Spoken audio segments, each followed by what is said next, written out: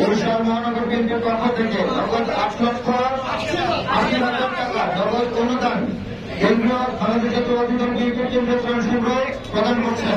বরিশাল মহানগর বিএনপির পক্ষ থেকে 8,80,000 টাকা নগদ অনুদান সহায়তা হিসেবে বাংলাদেশ জাতীয়তাবাদী বিএনপির কেন্দ্রীয় সংসদ প্রদান করছেন। আমরা আপনাদেরকে সহায়তায় আপনাদের এই আন্তরিক সহযোগিতা অধিকাংশে বাংলাদেশ জাতীয়তাবাদী বিএনপির কেন্দ্রীয় সংসদীয় কেন্দ্রের কার্যকরকে বেগবান করবে।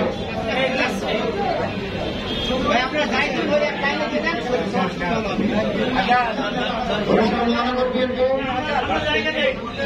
8,80,000 টাকা প্রদান করবে।